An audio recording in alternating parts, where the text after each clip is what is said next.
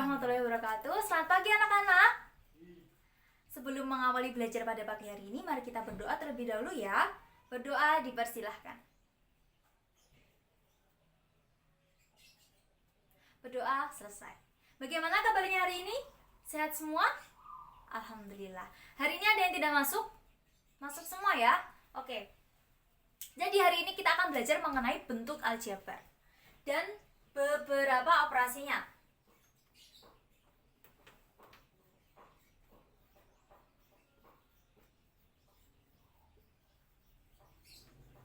Oke. Nah, bentuk aljabar ini apa sih sebenarnya? Nah, bentuk aljabar ini digunakan untuk menyatakan suatu permasalahan di kehidupan sehari-hari ke bentuk matematika yang belum diketahui pasti berapa nilainya. Contohnya misalkan Bu Vivi punya permasalahan kayak gini.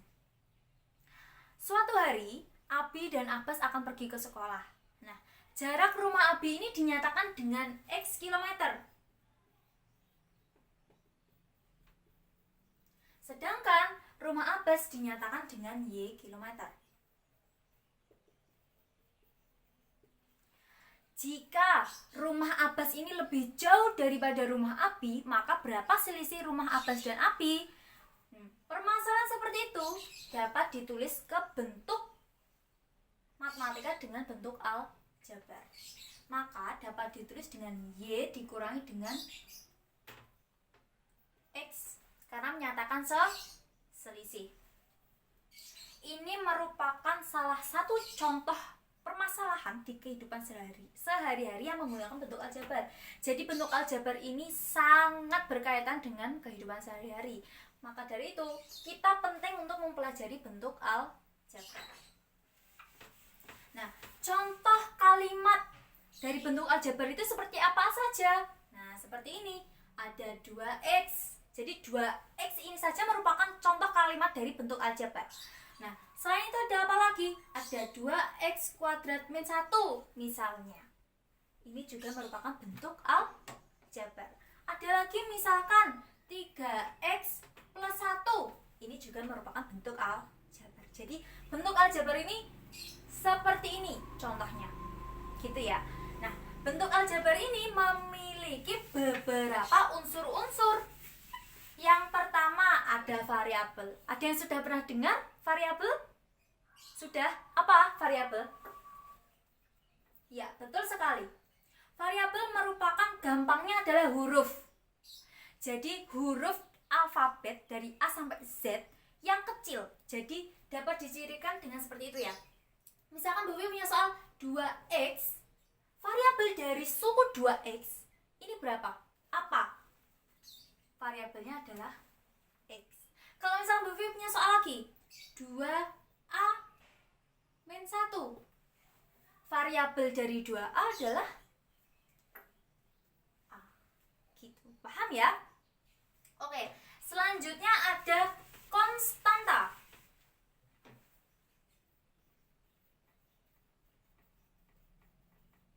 Nah, konstanta ini apa? Kalau tadi variabel gampangnya huruf, nah, konstanta ini merupakan sebuah suku yang tidak diikuti oleh sebuah variabel. Jadi gampangnya hanya angka saja. Misalkan Bu Vivi punya soal 2x min 1, maka konstantanya berapa? Min 1. Suku yang tidak diikuti oleh variabel. Misalkan Bu Vivi punya soal lagi 2x kuadrat plus 5, maka konstantanya adalah 5. Betul. Konstantanya adalah 5. Selanjutnya ada yang namanya koefisien. Koefisien ini apa? Nah, koefisien itu merupakan sebuah angka yang diikuti oleh variabel. Jadi misalkan ada 2x kuadrat. Koefisien dari 2x kuadrat berapa? 2. Misalkan Bu Vivi punya soal lagi 2x plus 1. Koefisien dari 2x berapa? 2. Jadi merupakan sebuah angka yang diikuti oleh variabel. Selanjutnya, setelah koefisien ada yang namanya suku. Apa itu suku?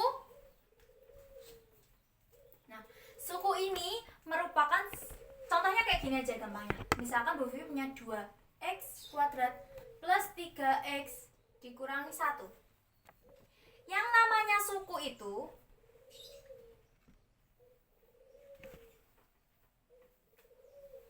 yang dipisahkan dengan tanda atau operasi hitung. Itu namanya suku. Jadi di sini ada berapa suku?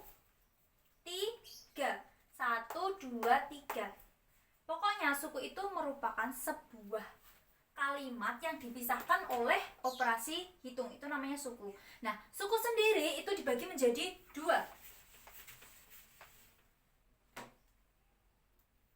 Suku itu dibagi menjadi 2.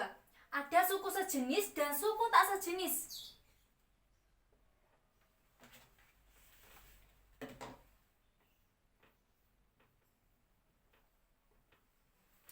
Suku sejenis itu apa?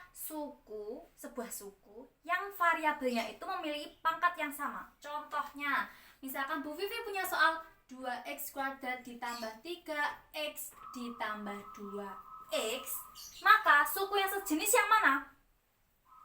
Betul, ini dan ini. Kenapa? Karena x ini merupakan pangkat 1 dan ini juga pangkat 1. Jadi yang memiliki pangkat yang sama.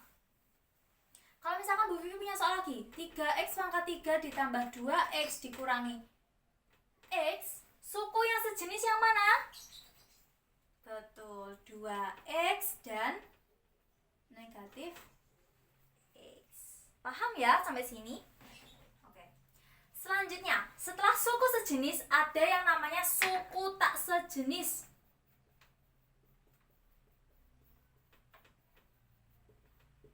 Nah, tentu saja namanya tak sejenis berarti berlawanan dengan sejenis. Kalau misalkan Bu Vivi punya soal 2x kuadrat ditambah dengan 3x ditambah dengan 2x, kita menggunakan soal yang atas.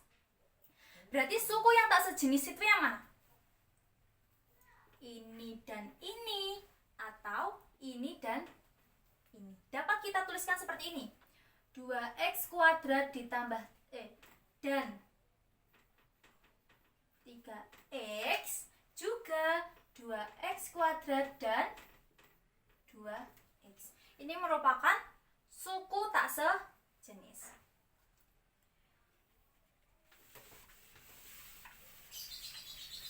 Sudah paham sampai sini? Oke, selanjutnya. Tadi ada suku sejenis dan suku tak sejenis. Selanjutnya ada suku 1, suku 2, suku 3. Yang pertama ada suku 1. Apa itu Bu suku 1? Suku 1 merupakan sebuah suku yang tidak dipisahkan oleh suatu operasi hitung. Contohnya 2x. Ini merupakan suku 1. Contoh lagi, ada 5x. Ini merupakan suku 1. Jadi dia hanya tunggal, tidak dipisahkan oleh operasi hitung. Selanjutnya, ada suku 2. Suku 2 itu apa? Sebuah suku yang dipisahkan oleh satu operasi hitung. Jadi hanya dipisahkan oleh satu operasi hitung. Contohnya, 2x plus 1. Ini merupakan suku 2. Contoh lagi, suku 3. Ada lagi yang namanya suku 3. Kalau suku 2 hanya dipisahkan oleh satu operasi hitung, kalau suku 3 dipisahkan oleh 2 operasi hitung. Contohnya misalkan seperti ini. 2x kuadrat ditambah x dikurangi dengan xy. Jadi dia dipisahkan oleh 2 operasi hitung. Itu yang dinamakan dengan suku 3. Nah, kalau misalkan ada sebuah kalimat tapi dia dipisahkan oleh banyak operasi hitung, maka itu dinamakan apa? Nah, kalau yang seperti itu dinamakan dengan suku banyak.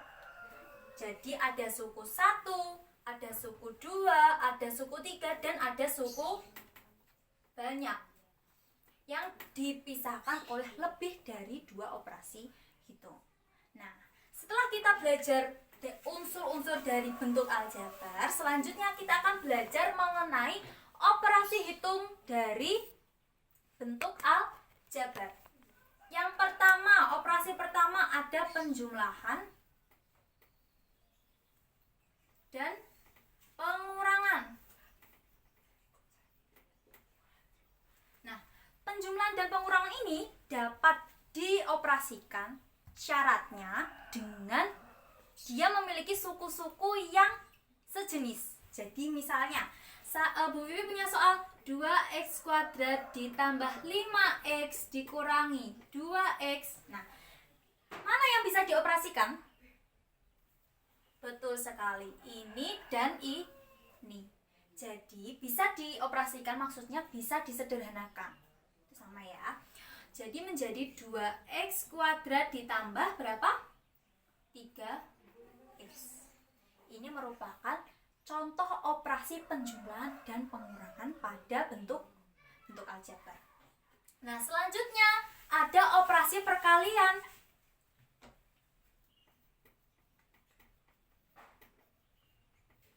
Nah, perlu diingat, dalam perkalian ini berlaku sifat distributif perkalian kepada penjumlahan. Contohnya, misalkan seperti ini. A dikali B ditambah C. Berarti kalau sifat distributif itu seperti apa? Ini dikali B, A dikali C. Jadi dapat dituliskan A B ditambah AC.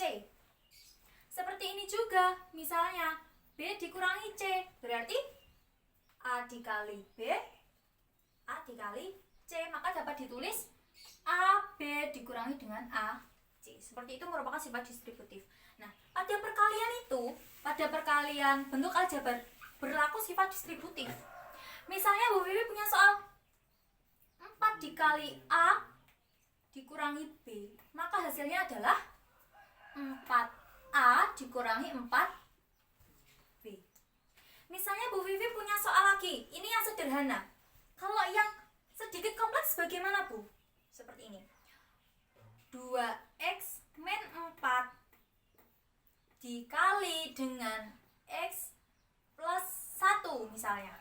Berarti kalau seperti ini bagaimana distributifnya?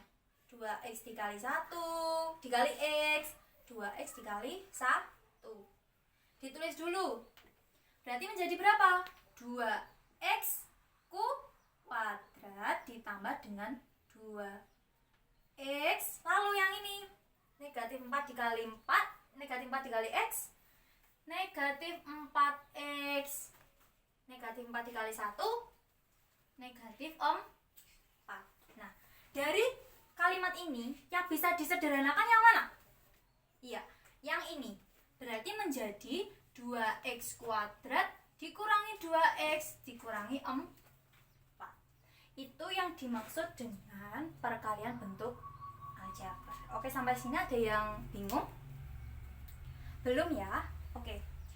Pembelajaran kita pada pagi hari ini kita cukupkan.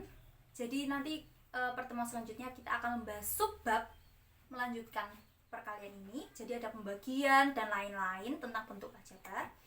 Oke, sebelum kita mengakhiri pelajaran pada pagi hari ini, mari kita berdoa terlebih dahulu. Sebelum berdoa, jangan kita ucapkan dulu alhamdulillah karena kita masih diberi kesempatan untuk belajar. Nah, mari kita berdoa mulai.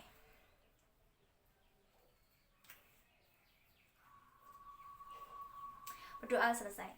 Selamat pagi anak-anak. Jangan lupa tetap belajar ya.